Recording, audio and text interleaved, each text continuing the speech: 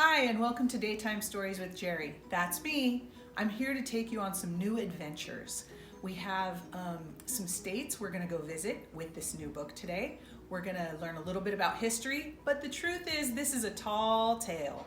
Maybe you've heard of this guy before. His name is Johnny Appleseed. This particular version is by Stephen Kellogg. This is Johnny Appleseed, a tall tale retold and illustrated by Stephen Kellogg. There's lots and lots of stories out there about Johnny Appleseed. I chose this one because I love Stephen Kellogg's illustrations. He has lots of books. He's done lots of artwork. You can find a lot of his work in the library. He's worked with other authors and he has some books of his own. So you guys are going to love this story. It's lots of fun. It's a little bit about history, but remember, it's a tall tale. All right, so here we go.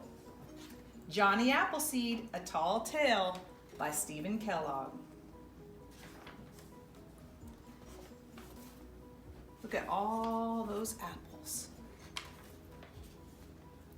John Chapman, who later became known as Johnny Appleseed, was born September 26, 1774. When the apples on the trees surrounding his home in Leonmeister, Massachusetts, were as red as the autumn leaves.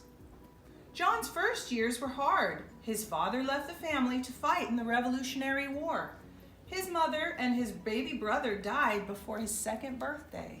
That's very sad.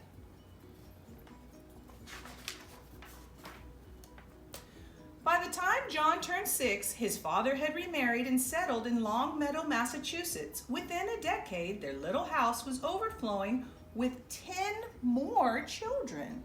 That's a lot of brothers and sisters. Nearby was an apple orchard. Like most early American families, the Chapmans picked their apples in the fall, stored them in the cellar for winter eating, and used them to make sauces, cider, vinegar, and apple butter. John loved to watch the spring blossoms slowly turn into the glowing fruit of autumn. I like the picture how it has the cow by the house and the chicken on the roof and the cat chasing the chicken and all the little kids running around. That's part of why I picked this one. All those little details. Watching the apples grow inspired in John a love of all of nature. He often escaped his boisterous household to the tranquil woods. The animals sensed his gentleness and trusted him. He's almost like Snow White. He's got all the animals coming to hang out with him. As soon as John was old enough to leave home, he set out to explore the vast wilderness to the west. When he reached the Allegheny Mountains, he cleared a plot of land and planted a small orchard with the pouch of apple seeds he carried with him. That's a lot of work. John walked hundreds of miles through Pennsylvania forests, living like the Indians he befriended on the trail. As he traveled, he cleared the land for many more orchards. He was sure the pioneer families would be arriving before long, and he looked forward to supplying them with apple trees. Isn't that nice of him to think ahead like that? When a storm struck, he found shelter in a hollow log, or built a lean-to, or on clear nights he stretched out under the stars. But he survived happily on a diet of butternuts. One spring, he had met a band of men who boasted that they could lick their weight in wildcats. They were amazed to hear that John wouldn't hurt an animal and had no use for a gun. They challenged John to compete at wrestling, the favorite frontier sport. He suggested a more practical contest, a tree chopping match. The woodsmen eagerly agreed. Look at them just chopping, chopping, chopping. They better be careful, they're going to chop each other. When the sawdust settled, there was no question about who had come out on top. John was pleased that the land for his largest orchard had been so quickly cleared. He thanked the exhausted woodmen for their help and began planting. What a trick! He tricked them into clearing the wood for him. That was pretty smart, right? During the next few years, John continued to move westward. Whenever he ran out of apple seeds, he hiked to the eastern cider presses to replenish his supply. Before long, John's plantings were spread across the state of Ohio. Meanwhile, pioneer families were arriving in search of home sites and farmland. John had located his orchards on the routes he thought they'd be traveling. As he had hoped, the settlers were eager to buy his young trees. See, there's the baby trees. John went out of his way to lend a helping hand to his new neighbors. Often he would give his trees away. People affectionately called him Johnny Appleseed, and he began using that name.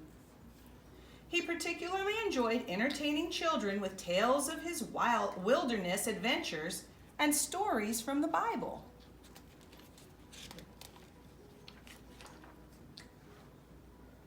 In 1812, the British incited the Indians to join them in another war against the Americans. The settlers feared that Ohio would be invaded from Lake Erie. It grieved Johnny that his friends were fighting each other, but when he saw the smoke-burning cabins, he ran through the night shouting a warning at every door. After the war, people urged Johnny to build a house and settle down. He replied that he lived like a king in his wilderness home, and he returned to the forest that he loved. During his long absences, folks enjoyed sharing their recollections of Johnny. They retold his stories, and sometimes they even exaggerated them a little bit. Some recall Johnny sleeping in a treetop hammock and chatting with the birds. Others remembered that a rattlesnake had attacked his foot. Fortunately, Johnny's feet were as tough as an elephant's hide, so the fangs didn't penetrate. It was said that Johnny had once tended a wounded wolf and then kept him for a pet. An old hunter swore he'd seen Johnny frolicking with a bear family. The storytellers outdid each other with tall tales about his feats of survival in the untamed wilderness. Look at all those different adventures, like some of the tall tales that people told. There's an eagle carrying him off and him running across broken ice, a wild cat getting him and getting swallowed by a big fish. As the years passed, Ohio became too crowded for Johnny. He moved to the wilds of Indiana, where he continued to clear land for his orchards. When settlers began arriving, Johnny recognized some of the children who had listened to his stories. Now they had children of their own.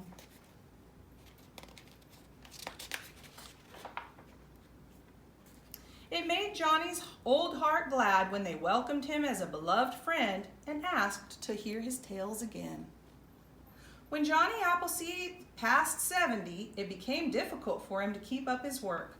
Then, in March of 1845, while trudging through a snowstorm near Fort Wayne, Indiana, he became ill for the very first time in his life. Johnny asked for shelter in a settler's cabin, and a few days later he died. Curiously, Johnny's stories continued to move westward without him.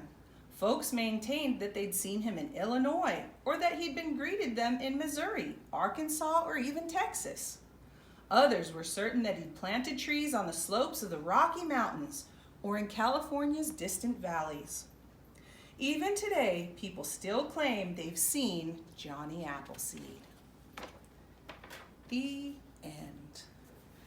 And that's a story about a tall tale about Johnny Appleseed. I hope you guys look for more of his books, more of his work. You'll love stories about him. You can find these, of course, at the library, at your school library. This one's a Scholastic, maybe at a book fair, or on Amazon or one of those places, Barnes & Noble.